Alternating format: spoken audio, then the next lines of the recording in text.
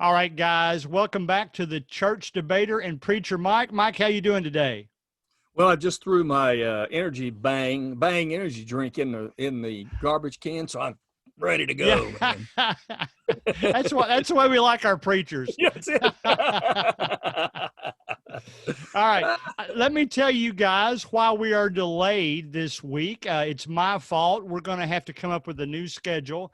I've been hired by one of the schools in town to be what is an essentially a full-time substitute teacher because they know that there's going to be fewer kids in each classroom. So they needed more classroom and therefore a few more teachers. So that's what I've been training for this week. But Mike, let me tell you something exciting that happened to me. I think it's exciting.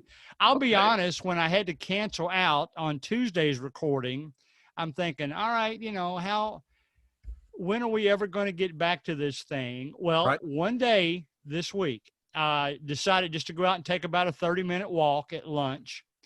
And I'm walking down the sidewalk, and one of the ladies, who may actually be watching right now, one of the ladies said to me, "Hey, aren't you the church debater?" So she had seen Man. our show. Well, So here's what it made me think. All right, if she's out there, there are others out there that we don't even know are watching, that's it. and this could in fact be an evangelistic tool like we had hoped. So An uh, outreach. that's why I wanted to contact you and say, let's get back together. Let's keep doing it. I mean, if we can convert one person, that is certainly worth it for us to continue doing this. What do you think? I think we should continue doing it, even if we convert nobody and but teach everybody. That's true. That's true. Because even the ones already there, we constantly need teaching. I learn more than I teach. It's what way it usually goes for me. I Well, joked I that's joked with life. one yeah, I joked with one of the teachers this week because I'm going to teach mainly math and a little like computer technology, but um I was joking with one of the teachers because the teacher had a student who I've taught before too, and I said, "Well, I think your child taught me more than I taught them." Uh, so we'll see how that goes. All right, you ready for the first question of the week? I am absolutely ready. All right, we're going to have fun with this one, okay? Yeah. Oh, yeah. This Sure. came up in another discussion to show you how silly things get sometimes, but Okay. let's see what your answer is for it. Why in the world did God create poison ivy? I'm not sure that he did. Okay, well, good. Elaborate. Elaborate. Well, when God created the earth, there were no thorns and thistles and weeds and problems. But after sin came into the world, Romans 8 even shows us that the earth feels cursed and the earth itself is groaning to be released from the captivity put on it by sin. Right. Why could not poison ivy? How about mosquitoes? Right. And maybe even thorns on roses Interesting. come from sin in the world. Hmm. That very good. Now there are some after I heard this topic, I read about it a little bit, just Googling it too. And some people, everybody brings up, when sin entered the world. Right. Uh, but there's probably something out there, a purpose for everything that as we look out. Go ahead. I can Oh, I see you think want to you're say something. no. That's the other part of the coin. Right. Something that there is no doubt that things that God didn't intend to be here or to be used the way they are happen because of sin. But everything is here that God created, whether after the sin came in or not, and it has a value of some sort. So, Okay. yeah, I'm with you. I'm with you. All right. Good, All good right. point. All Yeah. right. Let's turn the corner a little bit. This one's a little bit more serious discussion. All right. I'm going to read you two paragraphs from a book, and then I'll get your comments. Now, the way this story starts out, I want everybody to know right up front, even though I would eventually mention it right up front, that this is a fictional story. Uh, could be a true story, but in this case, it's a fictional story. All right, here we go. Something was wrong with Fred. Everyone in the church building could tell. He didn't laugh anymore. You could tell he was always distracted, and he could not wait to jump in his car and head home as soon as Sunday worship was finished. What was wrong with him? He must have a personal issue. Rumors had already been circulating that he had been meeting with the elders. I think his marriage is in trouble. My best friend thinks he has financial issues, and the song leader thinks it's some kind of dreaded disease. Nevertheless, the elders kept it confidential. The church members talk, and before long, Fred feels like he cannot show his face anymore and leaves the church. So sad. Paragraph 2. The above never happened. At least I do not think it happened. However, I think our rules of confidentiality could cause it to happen someday. Our world is so obsessed that everything be kept in the strictest confidence, and now it has filtered over into our churches. Go back and read your New Testament chapters. Add up the number of times in the early church that they kept the problems and issues of their fellow members secret. It did not happen. Everything was shared and discussed among everyone. It allowed them all to share with and support all of their brothers and sisters. Even when we discuss the topic that we often label disfellowshipping, the last step in the process is to take it before the Christian group. There is not a verse that tells us to keep it confidential. All right, what's your discussion on those two paragraphs? Do we keep things too confidential sometimes when maybe some of the members could have actually helped the situation? I would first of all challenge the basic premise of what the question involved. Okay. There is no place that says to keep it confidential. Matthew 18, in fact, says to keep it confidential because it says if you have a problem between a brother, you go to him by yourself. Right. If you are successful, you have gained your brother. It doesn't therefore say, in fact, it says you don't tell anybody else if you fix it here. If you don't fix it here, take one or two more. Tell a small group. It's only when it becomes an issue that brings the elders in, the church, then it can be spoken. Right. So in my opinion, the question is absolutely based on a wrong premise. I do think we're supposed to keep it confidential if you're able to fix the problem. Gotcha. Now, why is that? Why is it best sometimes to keep it confidential? Because the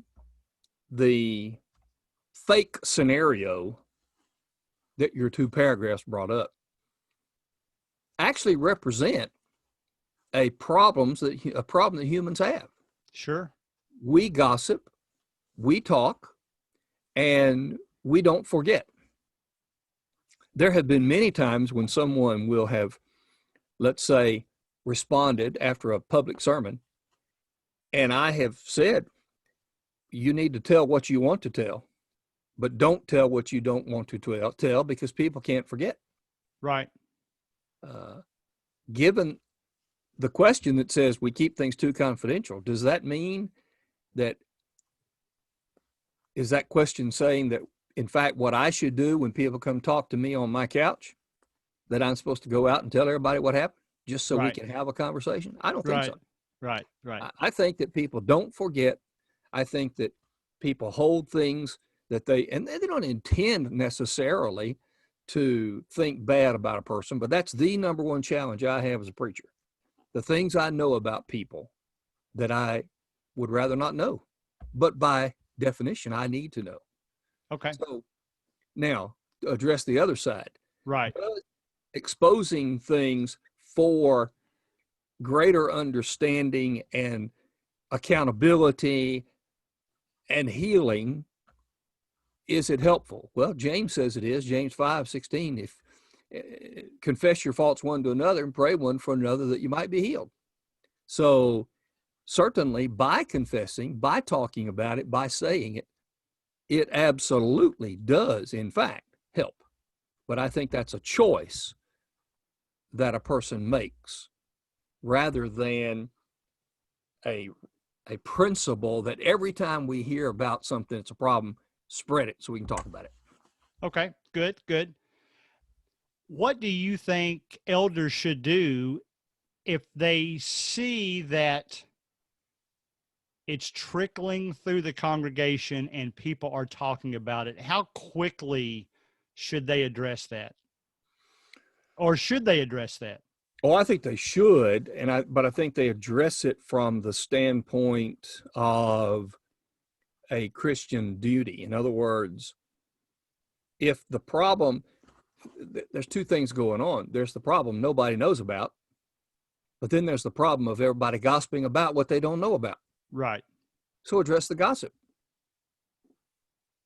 I don't know that it's something that individuals can keep out of their minds, but you certainly don't have to blog about it. You don't have to sit around discussions about it. You don't have to write about it on Facebook. I mean, yeah, I think that they should address it from the standpoint of you should not be talking bad about others, especially when you don't even know what it's about. Right, right. I had no problem with that at all. Yep. Last part of that topic then, what would you encourage members to do who find themselves in a difficult situation? Should they go ahead and tell everyone because they need help, or should they just tell the elders, or somewhere in between? I'm going to go back. What back. Would you recommend?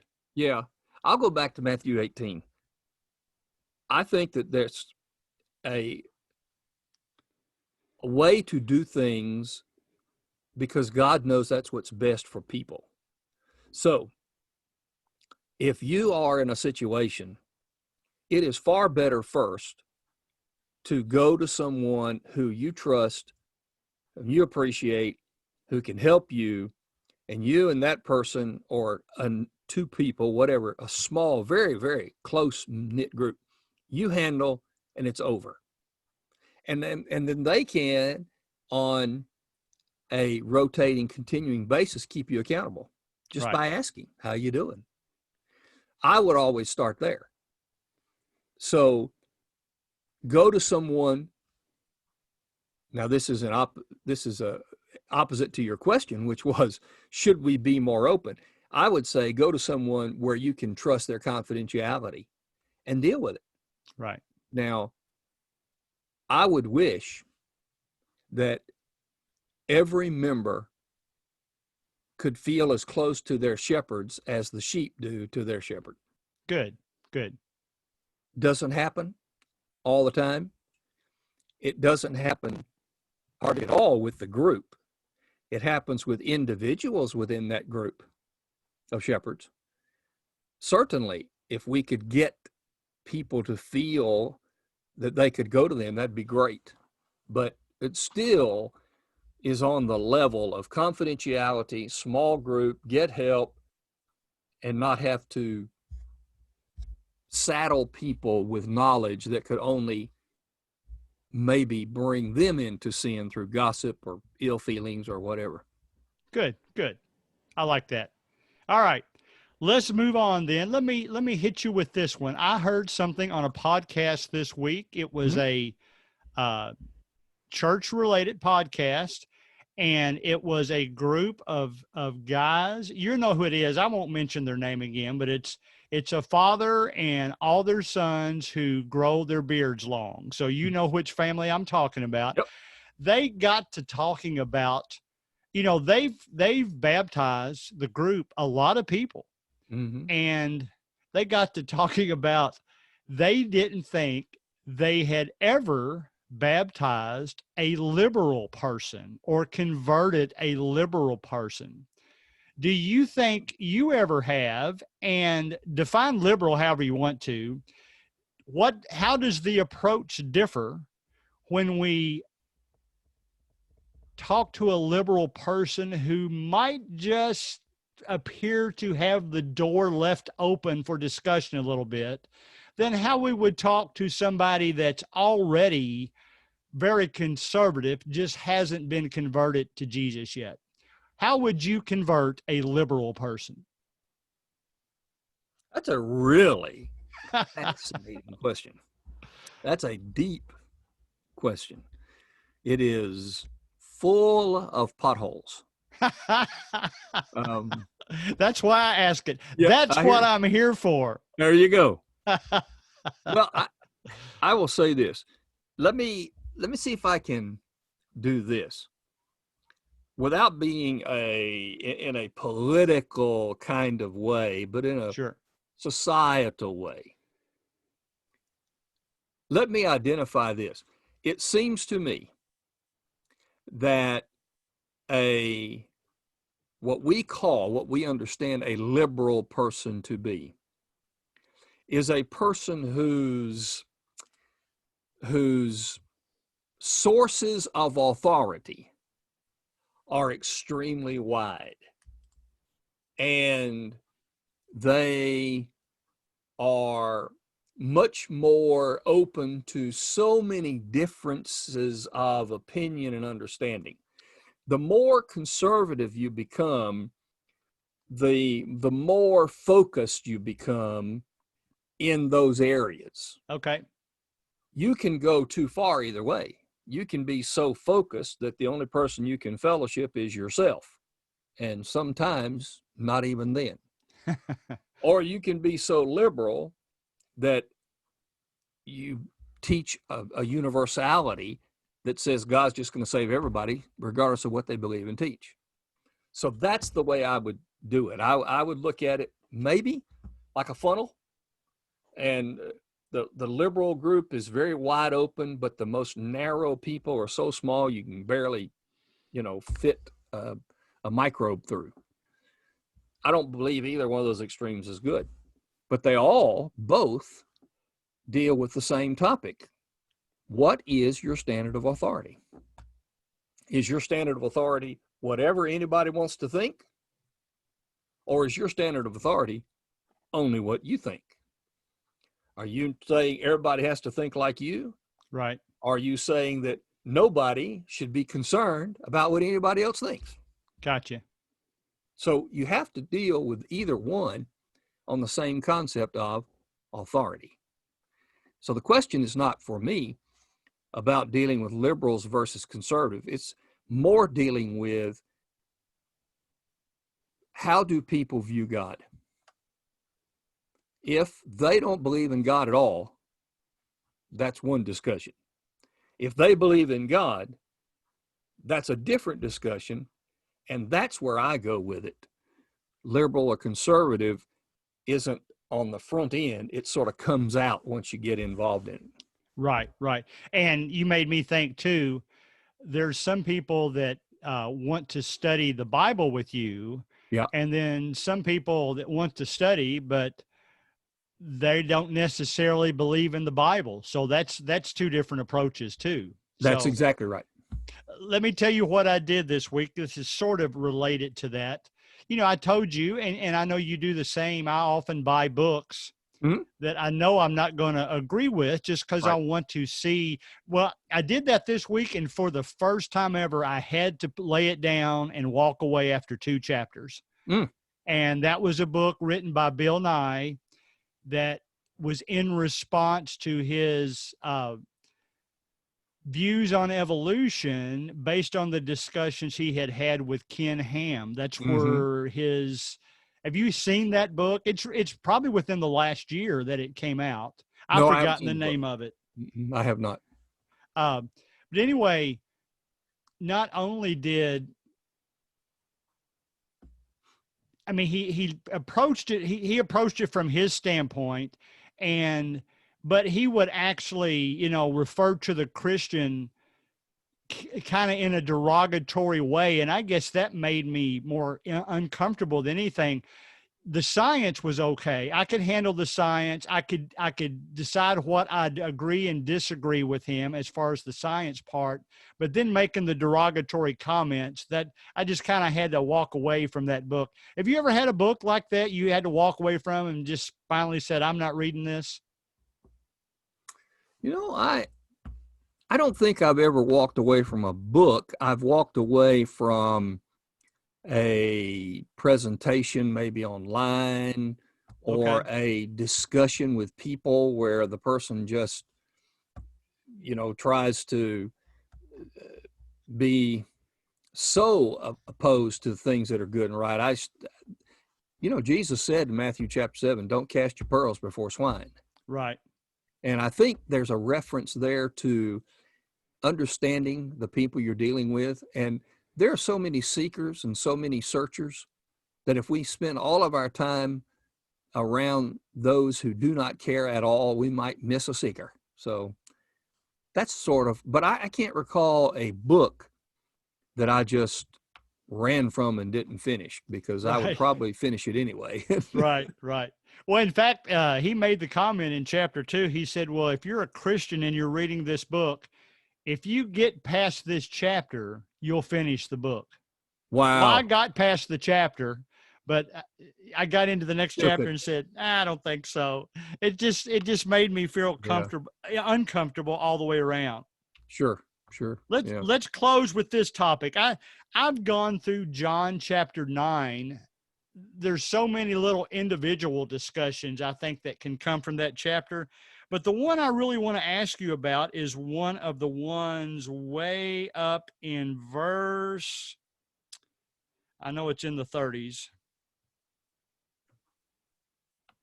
All right, here we go. It's after, the Pharisees got involved. And Mhm. starting with verse 36, this is the guy who can now see. Mhm. I should say, if you're not familiar with the chapter, it's the one where the blind man was made to see. And verse 38 said, who is he? Let me back up. Let's start with verse 35. Jesus heard that they had thrown him out, and when he found him, of course, the Pharisees were mad that, as miraculous as this was, they were mad that he did it on the Sabbath. That's right. Jesus heard they had thrown him out, and he found him and said, do you believe in the Son of Man? Who is he, sir? The man asked. Tell me so that I may believe in him. Jesus said, you have now seen him. In fact, he is the one speaking to you. Then the man said, Lord, I believe, and he worshiped him. The last two words, what did he physically do when it said he worshiped him? What does that mean? Because we think of worship these days of being with our fellow Christians, worshiping him on Sunday morning. And correct, I'm throwing thoughts out there. But as far as he worshiped him, what was he physically doing that was called worship in that verse? Or is that even a correct translation? Well, in fact, I'm looking at it right now to find out. I would say That's verse 38 is 8. that Mhm. specific verse. Yeah, he worshiped him. The word is right. It's proskuneo. That word means to kiss toward, and it usually has reference to falling at the feet of someone. It would be likely to me that maybe his reaction was to fall before him in deference to who he was. Okay, that's what I thought too. Yeah, that's why I'd look at it. How does that how does that relate to the way we use the word worship today? Once we leave our church building, what other activities are there, if any, that could be considered worship? Well, you bring up something that would be a very good topic for the entirety of the show. Okay, we Sometime. can table it if you want to Yeah. just say some general things and Well, follow up. what I would say is this. One, there's one teaching that says everything you do in life is worship. Right. I've heard that. There's another teaching that says the only time you can worship is when you're assembled together with these 5 things. I've heard that. Neither of those is true. Okay, good. You want to table that to next week? I think that would be a great topic to take on next week, to notice what really, number one, what is the mentality and I would call it the attitude and the action of worship. Yeah, I like it. Yeah, and I just put this thought in your mind before we close. I've heard people say, well, the Christian should think so much of God, his entire life should be worship. So throw that comment into the pile and we'll talk about all that next week. All right, close us out, Mike. What do you got?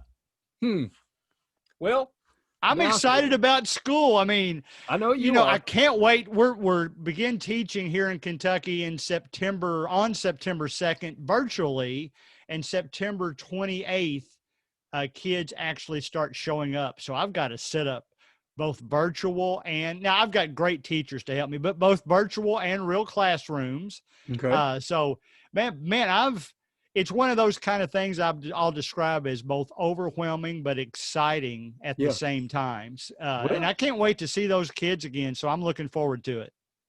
Well, I'm excited to have things opening up a lot more as well. I'm really hoping that we can start, as far as the church is concerned, having some more social time together. Yes. Planning some good social time. Right. I agree.